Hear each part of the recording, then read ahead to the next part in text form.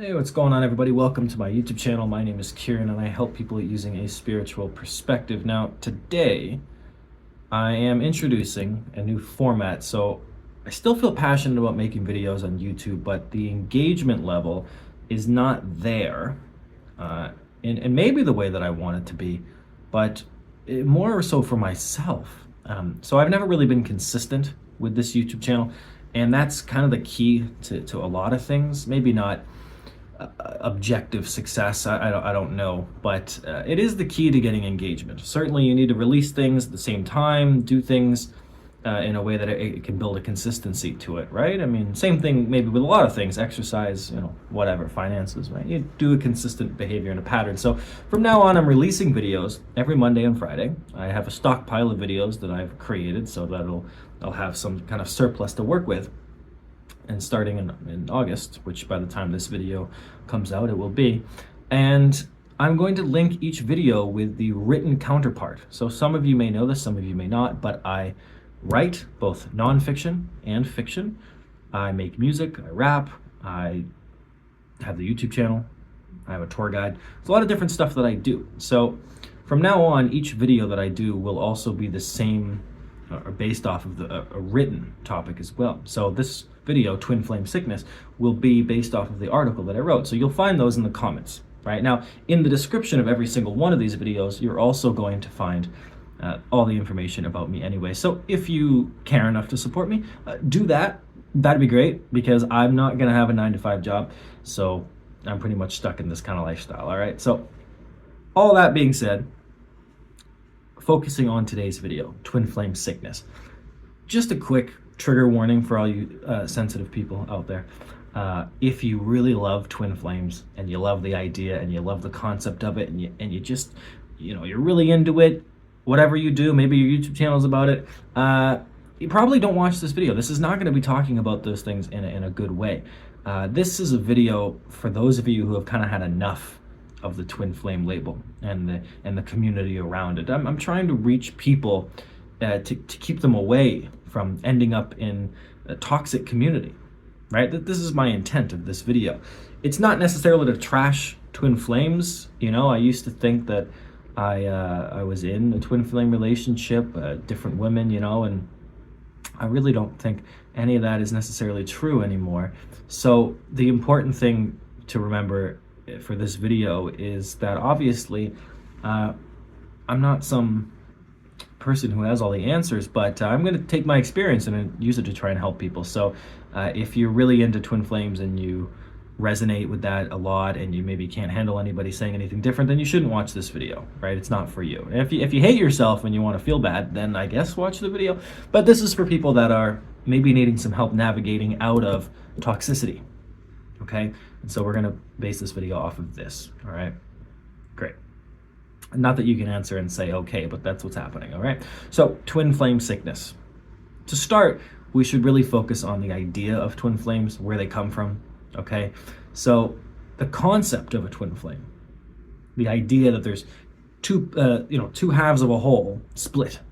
It's Greek mythology, right? Greek mythology, I'm sure maybe you've heard this story, to punish humans for whatever the fuck, they decided to split the man and woman into two halves so that you would have to, search your whole life for your missing half. That was the idea. I'm not going to go into the whole thing about it.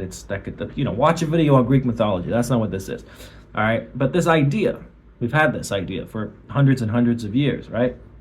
It's a chocolatey idea, right? And it influences things like Hollywood and movies and cinema, of course. And throughout time, right, we don't find historical documents of twin flames in 1620 or 1834 or 1937. You don't find this stuff, but you do start seeing them pop up in the 70s and the 80s, and then of course over the last 20 years or so with the hippie new age movement of things, right, coming up. And so now twin flames is a very popular concept. There's been documentaries of it, though not so and not painting them in a good light, of course, but people name songs after it. It's become more of a thing that people know. They hear this term, twin flames, and the idea that someone, your soul, has been split into two, and there is another person out there that is meant for you, and that the relationship would be so intense that it would be like nothing else you've ever felt. That is an idea that has already been pushed by Hollywood, and it's an idea that, of course, you would want that. In a sense, your ego would thrive for it, because it would keep things interesting, and it would always keep you involved and engaged in something. Even though, of course, this should go without saying, there is absolutely no way to empirically prove that twin flames exist. I don't care what anybody says about anything, there is no way to prove that they exist. If you can't accept that basic fact, then you may as well go join all the people who think the earth is flat still. I mean, holy shit, that's made a resurgence as well, right? And anti-vaxxing. Maybe they all have a club together you can join. But there is no way to prove that twin flames exist. Now, even without the empirical proof, there's a lot of disagreement within the twin flame community.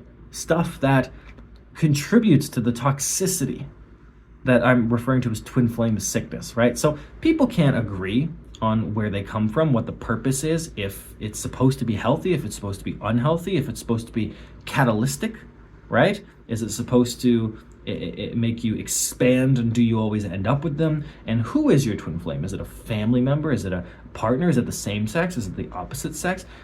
People disagree all the time. You can go through any forum on YouTube or Reddit, or is that it? People use that? I don't know. Instagram, let's say, social media. You can find hundreds of different opinions, right? And everybody vehemently sort of defending those opinions, even without that broad empirical proof, right? Which of course makes sense. There can only be so many differing opinions when nobody has a fundamental truth about it, right? So for example, when I first discovered the concept of twin flames, I was already involved in spirituality to some degree, but that general naiveness and the interest in that world took a sharp turn when I started to focus on a particular woman. And that particular woman, in many ways, ruined my life, maybe not consciously, but my obsession with her and the twin flame community really ruined things. So I would have tarot readers and people that I would, pay money to, and people that I trusted, whatever their intentions may have been. I would have them tell me, oh, well, this person definitely loves you, right? And the proof that they love you is that they don't communicate. And they would say things like, well, that's part of the divine masculine, divine feminine. It's part of the journey. And then, other people that you paid money to, they say, oh, well, yeah, but twin flames, you're not supposed to actually be with them. They're just meant to catalyze you and open you up to a new world. And if that's the case, then sure, maybe I met my twin flame. And in other cases, of course, people say, well, no, that would be a false twin flame. And a false twin flame, so I have a very popular video about false twin flame would be something like, oh, they're just meant to catalyze you and to get you into preparation for a twin flame. Right? And then, of course, you maybe do meet somebody that fits a more unconditional loving, so a good representation of love, right? What you think in a positive and healthy way. And then maybe that doesn't work out as well, right? And so you end up stuck in a twin flame mindset, this community, for what could be decades, right? It could be years, could be decades, could be half a decade. There's people I still know that they'll years and years in this connection, and they'll say things like, oh, well, they're coming back around, but then of course they leave again, or they're going to move in, but they haven't quite moved in. And, they finally, we finally had sex after many years, and then of course they disappear again, right? And so it becomes, what I can see, a pattern. And it seems the people that always end up in twin flame relationships or connections, like myself, are people that have a lack of, let's say, self-worth, specifically when it comes to love, self-love, right? There's always a deal of self-loathing and hatred and guilt and shame, and there seems to be a kind of a traumatic experience with love and receiving love. And those people always end up in these twin flame connections. Now, the label itself is the main focus and the main issue. And I will stand by this and defend it for as long as I possibly can, because I have never seen anything to suggest that embracing the label is helpful. Okay, didn't work out. Now, I realize that I'm not everybody, but this idea of twin flames, it's hurting people. People are spending money that they usually don't have on people who do not have the authority or education or proof to be able to accurately guide you or show you what it means to end up in a relationship, right? And this is someone who I'm saying this is someone who used to do twin flame readings for people, and I did that with good intentions But 90% of the people that I would do these reading for, they'd come back and they'd come back and they'd come back. And despite whatever these tarot cards might have said, years still not in those relationships. And it got to a point where I would hear these people's stories about the abuse, the cheating, the lack of commitment, the lack of communication. And it became so obvious to me over time that asking the question, which everybody wants to know, is that person my twin flame, is not the question we should be asking. There's obviously a huge focus on whether or not someone is meant for you and how much you can invest your energy. Basically, people are looking for an excuse. How much time and energy can I invest? And can I continue to invest my energy into something that isn't working out? That's what people want. That's what they're asking. Okay? That's what I wanted. That's what I was asking. I didn't phrase it like that, of course. I didn't know it, but I know it now. But nobody seems to focus on, well, what would it be like if I didn't care? Right? What would it be like if I didn't care about this person being in my life? And we can apply this to any situation. And twin flames might be hard to break away from because we stuck in this label and this community, which just seems to drag people down into negativity. You make one wrong opinion, you change your attitude even slightly, you think, well, maybe that doesn't add up, and I don't know if that part is correct. People ostracize you, right? They tell you, well, then, that negativity is why you're not in the relationship with the twin flame. And there's always a rationalization for why you don't get what you want. And it's always your fault. It's never the other person. It's never the other person. So there's never a focus on what would it be like if I felt good on my own. Because that should be the question. These twin flame coaches shouldn't coach twin flames. They should just coach the person. They should just say, well, you know what? I have a certain skill and a particular background, and I think that I'd be good at helping people, right? That's why I started doing coaching when I was a little bit younger, 3 or 4 years ago. It wasn't necessarily just for the twin flame thing. It's because I wanted people to feel better about themselves. I wanted them to do it naturally. I didn't want them to do it because of a soulmate or a twin flame or a tarot reading or a pendulum or some past life thing. I wanted people to feel good on their own. I wanted to show them and reflect back to them who they are, right? And what they might accomplish internally that doesn't rely on another person's physical presence, right? But twin flame coaches, they're not about that. The community's not about that. 90% of these people are out there pushing a concept they can't prove, they don't agree with. Not everybody shares the same opinion about twin flames, even in that community. And they're doing this in a way that's predatory. Like one of the people that I despise the most is twin flame person would be this guy named Twin Flame All-Star. I don't know if he's probably still making YouTube videos, but that guy is the worst. I mean, holy shit, that guy sucks. And he's just being a predator. He's just taking people's money and feeding them bullshit, and people are eating it up.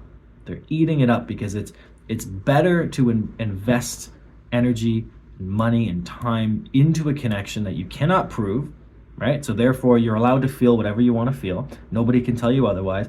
And you have constant rhetoric backing this up. And even if there's physically no evidence, it always just takes some vague coach with the promise of hope and love that one day you too will, of course, end up in your twin flame relationship. And it's no surprise that, again, it seems 9 out of 10 people that claim to be twin flames aren't in the twin flame connection that they claim to be in. And then when they do claim to be in that, it's those people like the Jeffrey guy, I forget their names, but Jeffrey and Sheila, maybe that's what it was, that did a whole documentary on those two and how they just took money from people, right?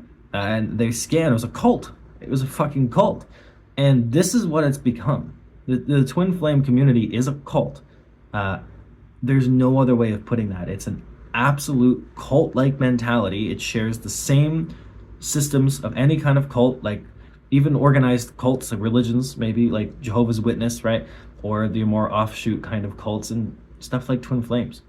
It absolutely takes advantage of people. And if I make a video that says that, you have a whole community up in arms that will, of course, say, well, no, you're wrong because blah, blah, blah, blah, blah. And the only thing that I'm saying, of course, is not that every twin flame's an idiot.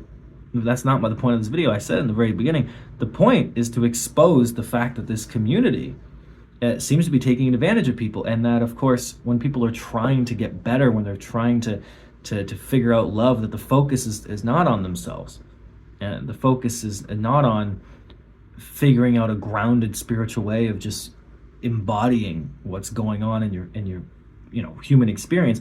It always ends up being about someone else and about their relationship to you and about what you can do to get to them. And because we can't prove any of it, we're just saying that our feelings are right. And feelings are not right. They're not right feeling. They're just fucking mess. They're messy. They're not wrong either. That's the thing about feelings. They just exist. Anger, shame, guilt, pain, sadness, happiness, whatever you feel, it's not wrong, it's not right. They're usually temporary. And the point is that one thing one day can make you feel this way, and then same thing another day, not so much, right?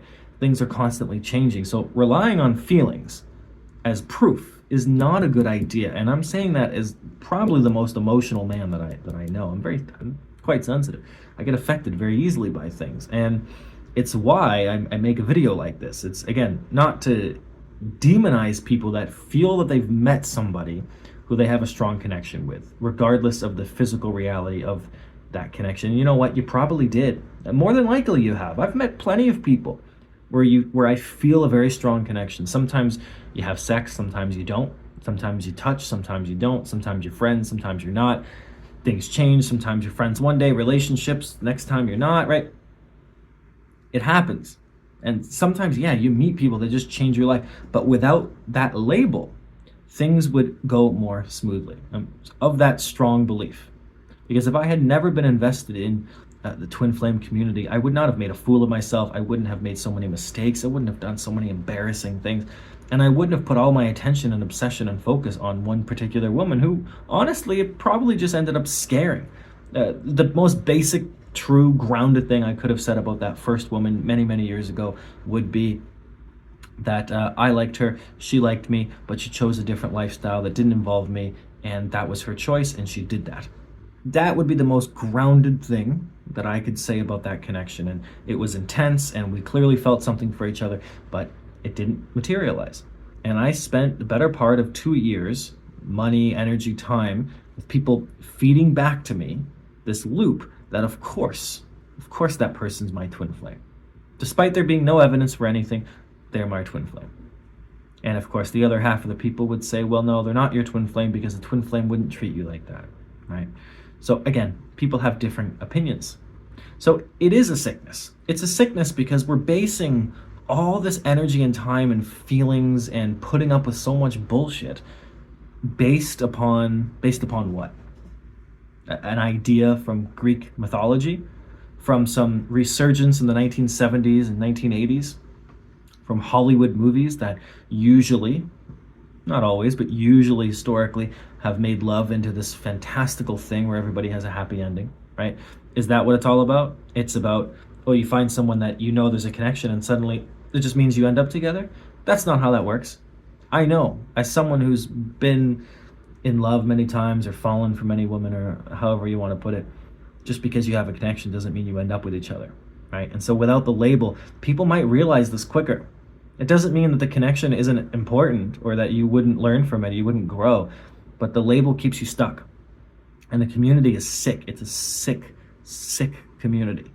And, if people that do have these twin flame videos, and people that I know, and they might listen to this video and they might say, well, I disagree, and that's great. You can disagree, but it's a sick community. You should be able to look at something and say, well, something's not right.